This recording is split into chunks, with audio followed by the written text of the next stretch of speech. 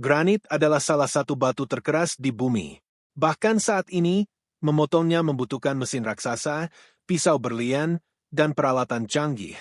Tapi di dalam kuil dan piramida Mesir kuno, bongkahan granit raksasa dibentuk dengan presisi luar biasa lebih dari 4.000 tahun lalu.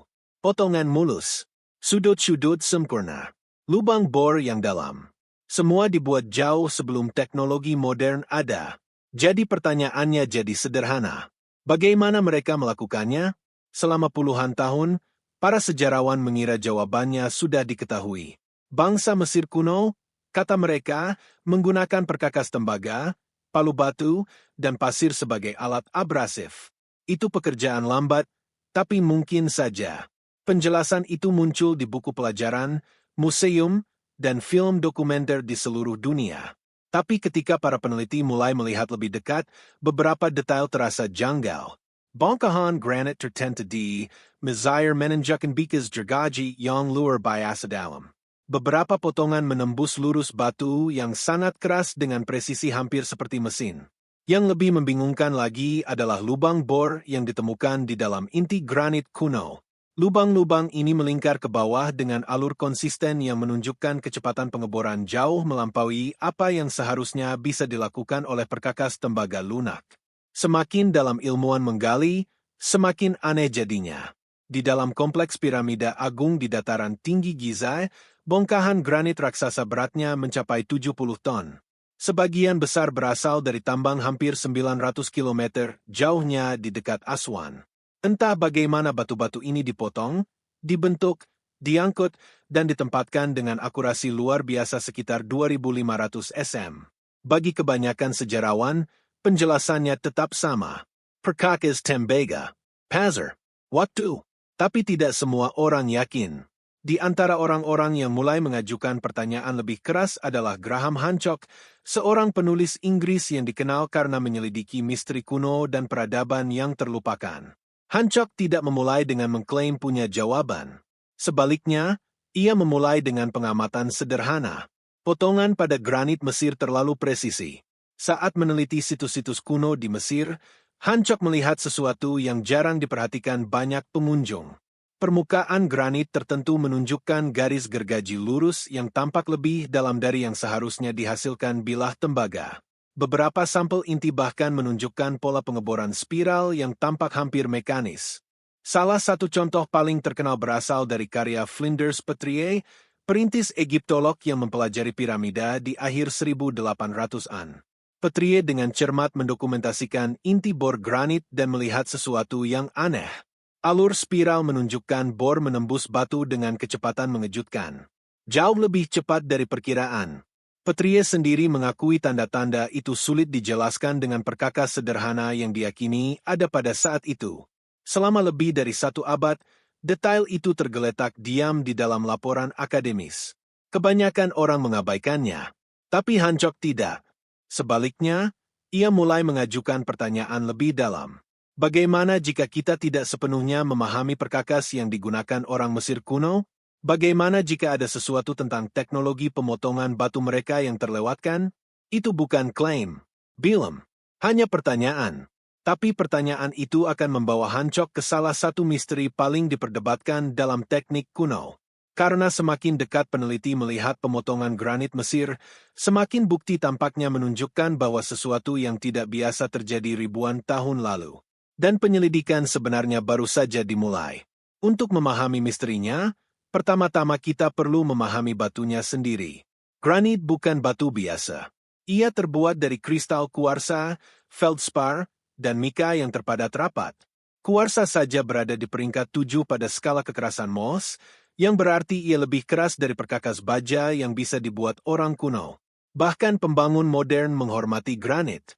Ia cepat menumpulkan pisau dan bisa mematahkan peralatan potong yang lebih lemah. Namun orang Mesir kuno tidak menghindari granit. Mereka menggunakannya di mana-mana. Beberapa ruang terpenting di dalam piramida Agung Giza dibangun dari bongkahan granit raksasa. Kamar raja, jauh di dalam piramida, hampir seluruhnya terbuat dari granit yang dibawa dari tambang dekat Aswan. Setiap bongkahan beratnya beberapa ton. Tapi yang mengejutkan banyak peneliti bukan hanya ukuran batu-batu ini. Ini adalah kualitas potongannya. Beberapa permukaan granit tampak sangat halus. Sudut-sudut bertemu dengan siku tajam. Bidang datar membentang merata di seluruh bongkahan besar. Di beberapa tempat, saluran sempit memotong lurus ke dalam batu seperti garis presisi yang digambar dengan penggaris. Dan kemudian ada lubang bor. Selama penelitiannya, Egiptolog terkenal Flinders Petrie menemukan inti granit yang ditinggalkan oleh pengeboran kuno. Inti ini menunjukkan alur spiral jelas melingkari mereka seperti ulir pada sekrup. Alur itu bercerita, ketika bor memotong batu, ia meninggalkan pola yang menunjukkan seberapa cepat perkakas itu bergerak ke bawah. Petrie mengukur jarak spiral dan menyadari sesuatu yang mengejutkan. Bor itu tampaknya menembus lebih dalam ke granit jauh lebih cepat dari yang seharusnya bisa dilakukan perkakas tembaga. Tembaga adalah logam lunak. Pada skala kekerasan, ia berada jauh di bawah granit. Biasanya, perkakas tembaga cepat aus saat memotong batu keras. Untuk membuat kemajuan, pekerja kuno perlu menggiling perlahan dengan pasir sebagai bahan pematang. Proses ini seharusnya meninggalkan tanda potong yang sangat lambat dan tidak merata. Tapi pola spiral menunjukkan sesuatu yang berbeda. Alurnya konsisten, rata, dan rapat. Dengan kata lain, perkakas itu tampaknya bergerak dengan tekanan dan kecepatan stabil. Itu sulit dijelaskan dengan pengeboran tangan sederhana. Pengamatan ini bukan rahasia. Petrie menulisnya secara terbuka di akhir abad ke-19. Tapi selama bertahun-tahun, diskusi tetap berada di lingkaran akademis. Kebanyakan sejarawan masih percaya penjelasan tradisional sudah cukup baik. Perkakas tembaga, abrasive pasir, pekerja sabar, dan dalam banyak kasus, metode itu benar-benar berhasil. Arkeolog telah merekonstruksi pemotongan granit skala kecil menggunakan teknik ini. Dengan cukup waktu dan usaha, pekerja kuno bisa membentuk batu. Tapi potongan yang lebih dalam dan tanda bor spiral tetap menjadi masalah. Karena beberapa alur terlihat terlalu teratur. Dan beberapa inti bor menunjukkan pemotongan sangat efisien. Ketika Graham Hancock mulai mempelajari detail ini, ia melihat hal yang sama seperti yang dilihat Petrie lebih dari 1 abad sebelumnya. Bukti fisik mengajukan pertanyaan. Bukan pertanyaan liar. Hanya pertanyaan hati-hati. Jika orang Mesir kuno hanya menggunakan perkakas tembaga sederhana, mengapa beberapa tanda granit terlihat lebih maju dari perkiraan? Apakah perkakasnya lebih kuat dari yang kita duga? Apakah metodenya berbeda? Atau apakah kita masih kehilangan sebagian cerita? Karena ketika peneliti mulai melihat lebih dalam ke bengkel kuno dan batu-batu yang belum selesai di seluruh Mesir, mereka menemukan petunjuk yang menunjukkan jawaban sebenarnya mungkin jauh lebih kompleks dari yang pertama kali dibayangkan. Dan jika petunjuk itu benar, mereka mungkin mengubah cara kita memahami teknik kuno itu sendiri. Jika cerita ini membuka mata Anda, pastikan untuk berlangganan. Karena apa yang datang selanjutnya mungkin benar-benar membentuk ulang cara kita berpikir tentang teknologi kuno. Ketika Graham Hancock mulai memeriksa misteri granit, ia tidak memulai dengan klaim berani. Ia memulai dengan kebiasaan sederhana. Melihat dengan saksama. Hancock telah menghabiskan bertahun-tahun bepergian melalui situs-situs kuno di seluruh dunia. Dari Amerika Selatan hingga Asia Tenggara, ia sering mengajukan pertanyaan diam yang sama. Bagaimana jika beberapa teknologi kuno masih belum sepenuhnya dipahami? Ketika ia tiba di Mesir, pertanyaan itu menjadi lebih fokus. Di dalam monumen dataran tinggi Giza, Hancock melihat sesuatu yang jarang diperhatikan banyak pengunjung. Pekerjaan batunya tidak hanya mengesankan. Itu konsisten. Potongan tertentu pada granit tampak luar biasa lurus dan halus di seluruh permukaan besar. Ini bukan ukuran dekoratif. Ini adalah potongan struktural. Dan granit, sekali lagi, sangat keras. Hancock mulai meninjau kembali karya peneliti sebelumnya seperti Flinders Petrie. Petrie dengan cermat mencatat tanda bor spiral aneh yang ditemukan di inti granit lebih dari 1 abad sebelumnya. Alur itu menunjukkan bor bergerak ke dalam batu pada tingkat yang tampak sangat efisien. Kebanyakan sejarawan menjelaskan ini menggunakan bor tabung tembaga yang dikombinasikan dengan pasir abrasif. Dalam teori ini, tembaga itu sendiri tidak memotong batu. Pasir yang melekakannya. Saat bor berputar, butiran pasir kuarsa menggiling perlahan ke dalam granit, mengikisnya sedikit demi sedikit. Itu ide cerdas. Dan dalam eksperimen kecil, itu berhasil. Tapi Hancock melihat sesuatu tentang tanda spiral yang Petrie gambarkan. Jarak antara alur menunjukkan bahwa bor maju melalui granit jauh lebih cepat dari yang diharapkan untuk metode itu. Pengamatan itu mengajukan pertanyaan tidak nyaman. Jika penjelasan yang diterima kesulitan mencocokkan tanda fisik di batu, mungkinkah ada sesuatu yang hilang? Hancock tidak sendirian dalam bertanya ini. Insinyur dan peneliti independen juga telah memeriksa inti bor selama bertahun-tahun. Beberapa menyarankan kemungkinan bahwa pengrajin kuno mungkin menggunakan bahan pemotong yang lebih keras dari yang kita duga. Yang lain bertanya-tanya apakah perkakas tertentu telah hilang ditelan waktu. Metalurgi Mesir maju untuk zamannya. Tembaga digunakan secara luas, tapi sejumlah kecil bahan yang lebih keras juga dikenal dalam metalurgi kuno. Beberapa peneliti bahkan mengeksplorasi gagasan bahwa paduan khusus atau abrasif yang lebih baik mungkin memainkan peran. Tak satu pun dari ide ini membuktikan apapun dengan sendirinya. Tapi mereka membuka kembali penyelidikan. Bagian penting lain dari teka-teki berasal dari bongkahan granit yang belum selesai ditinggalkan di tambang Aswan. Batu-batu terlantar ini masih menunjukkan tanda perkakas potong kuno. Saluran panjang tampak terukir di batu tempat pekerja mencoba membebaskan bongkahan raksasa dari tanah. Tanda ini memberi tahu kita sesuatu yang penting. Orang Messiah tidak menyembunyikan pekerjaan mereka. Mereka meninggalkan bukti jelas metode mereka. Dan ketika peneliti modern mempelajari tanda itu dengan saksama, mereka melihat tanda dari berbagai teknik. Batu palu, pahat, penggilingan, mungkin sistem penjebran, proses kompleks. Sinala Penyelidik Hancock mengambil arah minerik. Alih-alih mengklaim pembangun kuno memiliki teknologi mustahil, ia mengajukan pertanyaan lebih tenang. Bagaimana jika penjelasan tradisional hanya sebagian cerita? Bagaimana jika insinyur kuno telah mengembangkan metode cerdas, perkakas, atau bahan yang masih belum sepenuhnya kita kenali hari ini? Kemungkinan itu tidak menulis ulang sejarah. Tapi itu berarti penyelidikan jauh dari selesai.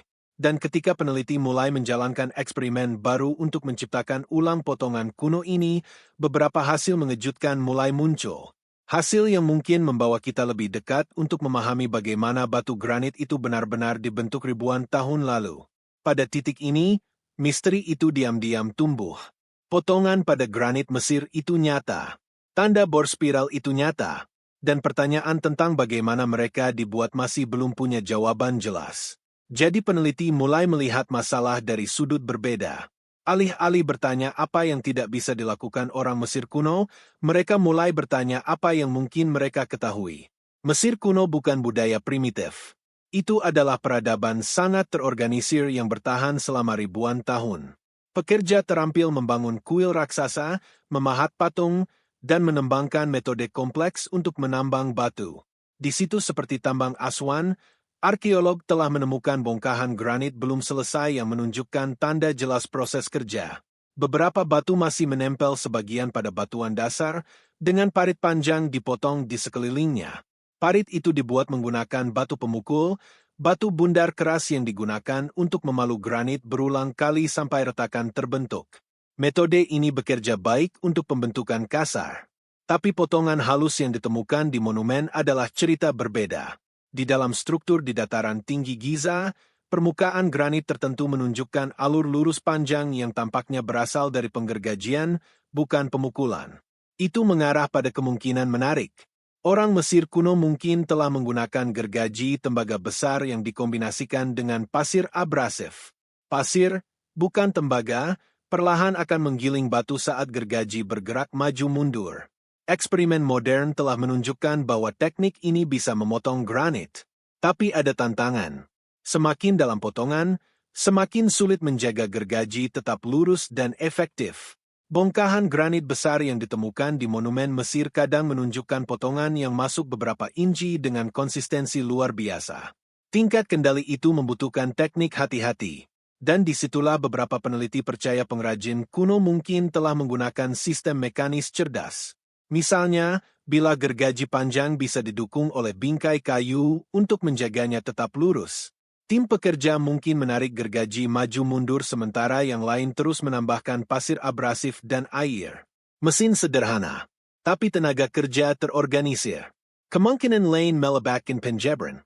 Bor tabung yang terbuat dari tembaga bisa diputar menggunakan bor busur atau sistem pemberat.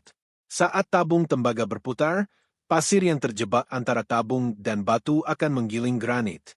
Bor berongga itu perlahan akan memotong lubang melingkar, meninggalkan inti granit padat di dalam. Metode ini cocok dengan apa yang kita lihat di inti bor yang didokumentasikan Flinders Petrie. Masih, beberapa detail tetap membingungkan. Alur spiral pada inti itu menunjukkan bor bergerak ke bawah dengan tekanan stabil. Mempertahankan tekanan itu sambil mengebor granit akan membutuhkan gaya terkendali.